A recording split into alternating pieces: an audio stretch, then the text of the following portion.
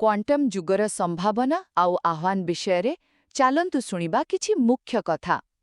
आज्ञा हाँ, quantum technology एमिति एक नुआ युग आणुछे जे आम गणना सुरक्षा एपरिकी शिल्प सबु किछि बदली जिवो। तेबे एथिरे एमिति कौन खास अछि आसंतु बुझिबा।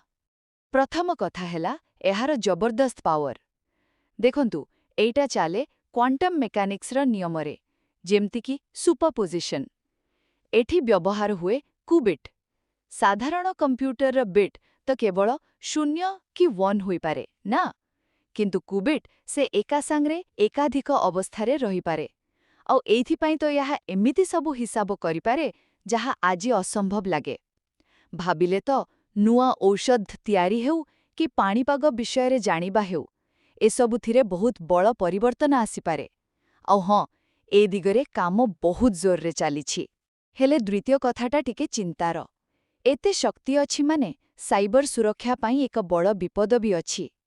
कारण भविष्यतर क्वांटम कंप्यूटर एते शक्तिशाली हेबो जे आमे आजि जो एन्क्रिप्शन व्यवहार करूछे, माने आम ऑनलाइन डाटा को सुरक्षित रखिबा पाई जहा अछि जेमति कि आरएसए, ताकु से सहजरे भांगी देई पारिबो। हाँ, किछि खास क्वांटम एल्गोरिदम एई कामटा करि पारिबे। औ विशेषज्ञ माने कोन कहउचंती जानंती? आसंता 10 वर्ष भितरे एमिति कंप्यूटर आसी जाई पारे। तेबे शेषरे एहार समाधान कोन? औ आमे कोन करिबा?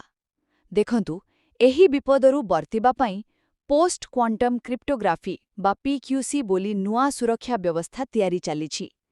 एगुड़िको एमिति एन्क्रिप्शन जहाकु क्वांटम कंप्यूटर भी भेदी पारिबनी। तेणु सरकार होंतु कि कंपनी समस्तंकु एबेठु प्रस्तुत हवाकु पड़िबो आउ एही पीक्यूसी कु आपणेबाकु पड़िबो। एथिपाई तो गवेषणा, लोकंकु ट्रेनिंग देबा आउ समस्ते मिशिकी काम करिबाटा बहुत जरूरी। तेणु क्वांटम जुग आणुछि अनेक संभावना, हेले सेतिकी बड़ आह्वान भी। आमकु बस सतर्क रही प्रस्तुत हेबाकु पड़िबो।